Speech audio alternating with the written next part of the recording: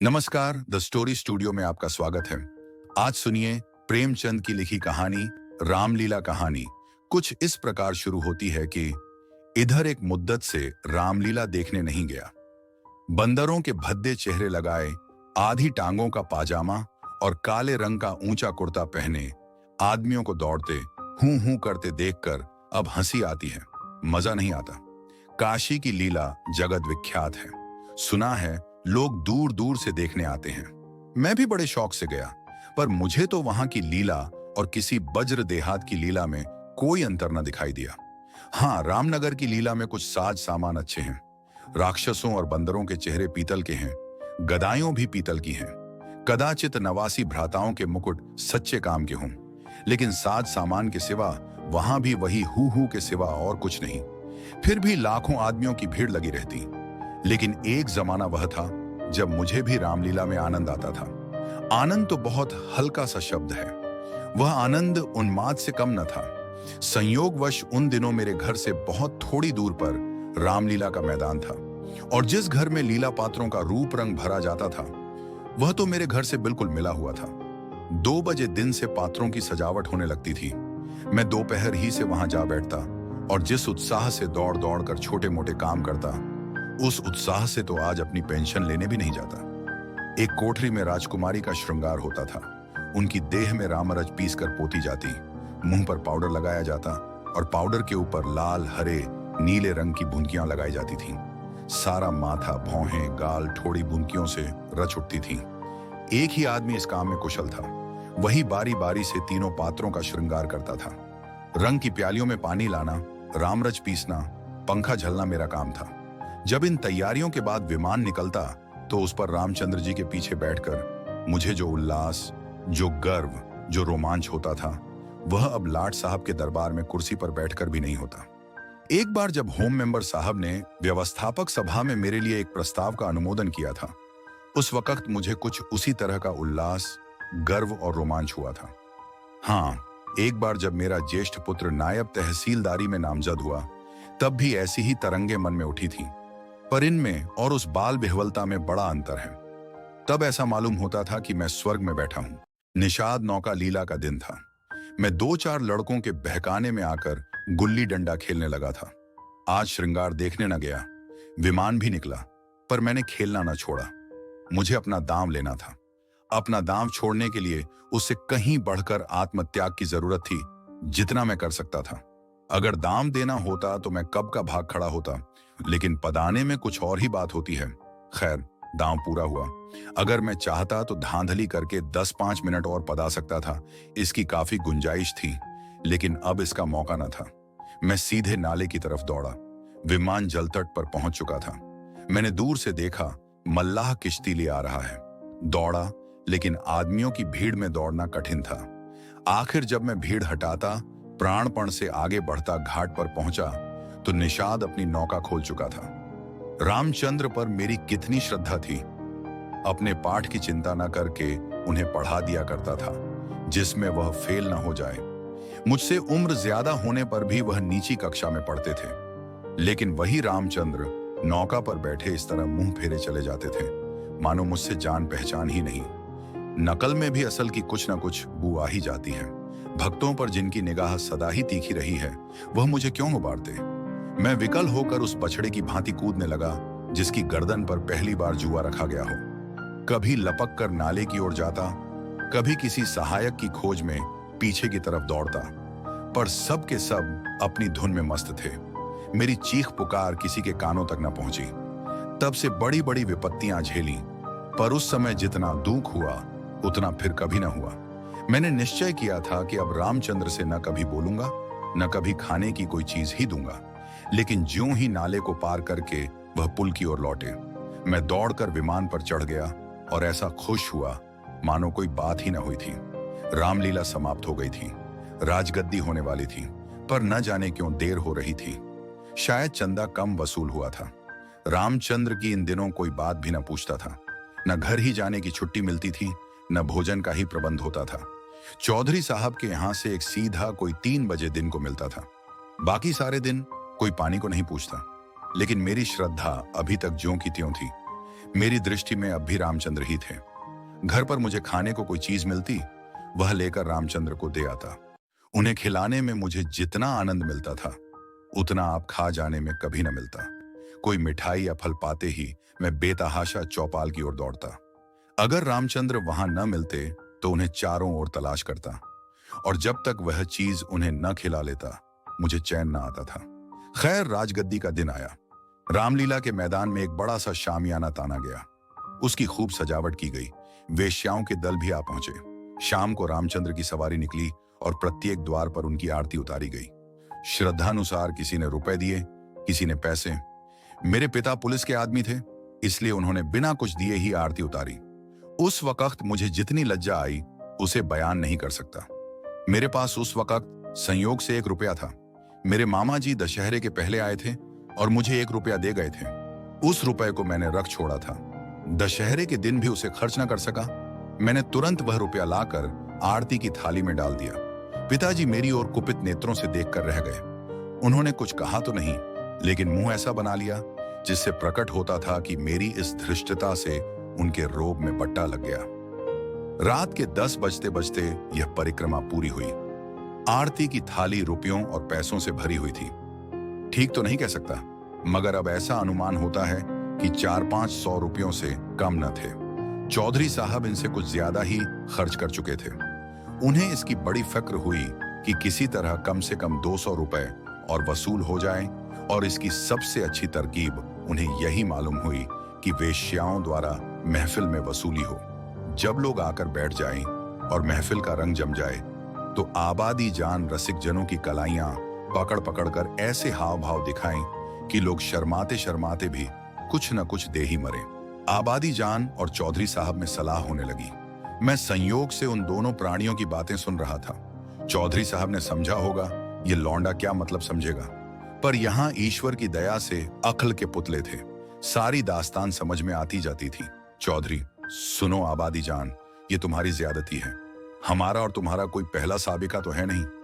ईश्वर ने चाहा तो यहाँ हमेशा तुम्हारा आना जाना लगा रहेगा। अब की चंदा बहुत कम आया, नहीं तो मैं तुमसे इतना इसरार न करता। आबादी, आप मुझसे भी जमींदारी चालें चलते हैं क्यों? मगर यहाँ हुजूर की दाल न गलेगी। वाह, रुपए तो मैं वसूल करूं और मूंछों पर ताव आप दें। कमाई का अच्छा ढंग निकाला है। इस कमाई से तो वाकई आप थोड़े दिनों में राजा हो जाएंगे। उसके सामने जमींदारी झक मारेगी। बस कल ही से एक चकला खोल दीजिए, खुदा की कसम मालामाल हो जाइएगा। चौधरी, तुम दिल्लगी करती हो और यहाँ काफिया तंग हो रहा है। आबादी, तो आप भी तो मुझी से उस्तादी करते हैं। यहाँ आप जैसे काइयों को रोज उंगलियों पर नचाती हूँ। चौधरी, आखिर तुम्हारी मंशा क्या है? आबादी, जो कुछ वसूल करूं उसमें आधा मेरा आधा आपका। लाइए, हाथ मारिए। चौधरी, यही सही। आबादी, अच्छा तो पहले मेरे 100 रुपए गिन दीजिए, पीछे से आप अलसेट करने लगेंगे। चौधरी, वाह, वह भी लोगी और यह भी। आबादी, अच्छा तो क्या आप समझते थे कि अपनी उजरत छोड़ दूंगी? वाह री आपकी समझ, खूब, क्यों ना हो। दीवाना बकारे दरवेश होशियार। चौधरी, तो क्या तुमने दोहरी फीस लेने की ठानी है? आबादी, अगर आपको 100 दफे गरज हो तो, वरना मेरे 100 रुपए तो कहीं गए ही नहीं। मुझे क्या कुत्तों ने काटा है जो लोगों की जेब में हाथ डालती फिरूं? चौधरी की एक न चली। आबादी के सामने दबना पड़ा। नाच शुरू हुआ। आबादी जान बला की शोख औरत थी। एक तो कमसिन, उस पर हसीन, और उसकी अदाएं तो इस गजब की थीं कि मेरी तबीयत भी मस्त हुई जाती थी। आदमियों के पहचानने का गुण भी उसमें कुछ कम न था। जिसके सामने बैठ गई उससे कुछ न कुछ ले ही लिया। 5 रुपए से कम तो शायद ही किसी ने दिए हों। पिताजी के सामने भी वह बैठी। मैं मारे शर्म के गड़ गया। जब उसने उनकी कलाई पकड़ी तब तो मैं सहम उठा। मुझे यकीन था कि पिताजी उसका हाथ झटक देंगे और शायद दुत्कार भी दें, किंतु यह क्या हो रहा है? ईश्वर, मेरी आंखें धोखा तो नहीं खा रही हैं। पिताजी मूंछों में हंस रहे हैं। ऐसी मृदु हंसी उनके चेहरे पर मैंने कभी नहीं देखी थी। उनकी आंखों से अनुराग टपका पड़ता था। उनका एक एक रोम पुलकित हो रहा था। मगर ईश्वर ने मेरी लाज रख ली। वह देखो, उन्होंने धीरे से आबादी के कोमल हाथों से अपनी कलाई छुड़ा ली। अरे, यह फिर क्या हुआ? आबादी तो उनके गले में बाहें डाले देती है। अब पिताजी उसे जरूर पीटेंगे। चुड़ैल को जरा भी शर्म नहीं। एक महाशय ने मुस्कुराकर कहा, यहां तुम्हारी दाल न गलेगी आबादी जान। और दरवाजा देखो। बात तो इन महाशय ने मेरे मन की कही और बहुत ही उचित कही, लेकिन न जाने क्यों पिताजी ने उसकी ओर कुपित नेत्रों से देखा और मूंछों पर ताव दिया। मुंह से तो वह कुछ न बोले, पर उनके मुख की आकृति चिल्लाकर सरोज शब्दों में कह रही थी, तू बनिया मुझे समझता क्या है, यहां ऐसे अवसर पर जान तक निसार करने को तैयार हैं। रुपए की हकीकत ही क्या, तेरा जी चाहे आजमा ले, तुझसे दूनी रकम न दे डालूं तो मुंह न दिखाऊं। महान आश्चर्य, घोर अनर्थ। अरे जमीन तू फट क्यों नहीं जाती, आकाश तू फट क्यों नहीं पड़ता, अरे मुझे मौत क्यों नहीं आ जाती। पिताजी जेब में हाथ डाल रहे हैं। वह कोई चीज निकाली और सेठ जी को दिखाकर आबादी जान को दे डाली। आह, ये तो अशर्फी है। चारों ओर तालियां बजने लगीं। सेठ जी उल्लू बन गए या पिताजी ने मुंह की खाई, इसका निश्चय मैं नहीं कर सकता। मैंने केवल इतना देखा कि पिताजी ने एक अशर्फी निकालकर आबादी जान को दी। उनकी आंखों में इस समय इतना गर्वयुक्त उल्लास था मानो उन्होंने हातिम की कब्र पर लात मारी हो। यही पिताजी हैं जिन्होंने मुझे आरती में 1 रुपया डालते देखकर मेरी ओर इस तरह से देखा था मानो मुझे फाड़ ही खाएंगे। मेरे उस परमोचित व्यवहार से उनके रोब में फरकन आता था और इस समय इस घृणित, कुत्सित और निंदित व्यापार पर गर्व और आनंद से फूले न समाते थे।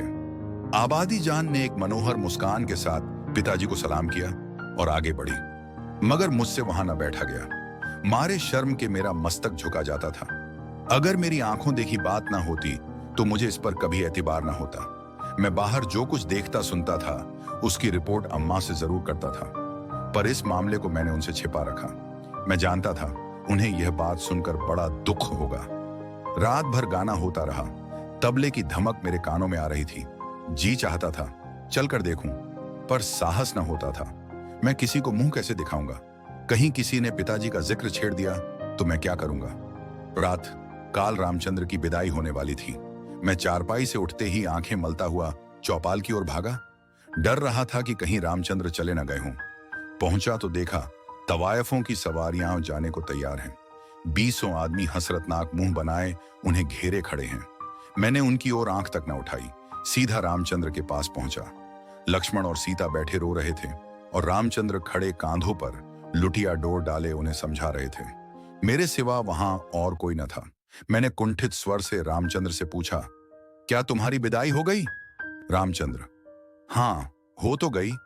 हमारी विदाई ही क्या, चौधरी साहब ने कह दिया, जाओ चले जाते हैं। क्या रुपया और कपड़े नहीं मिले? अभी नहीं मिले।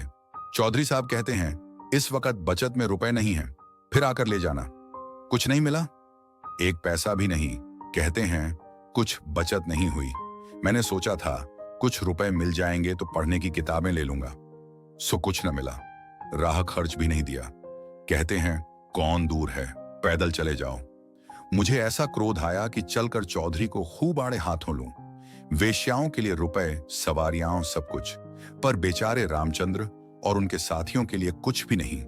जिन लोगों ने रात को आबादी जान पर 10-10, 20-20 रुपए न्यौछावर किए थे, उनके पास क्या इनके लिए 2-2, 4-4 आने पैसे भी नहीं?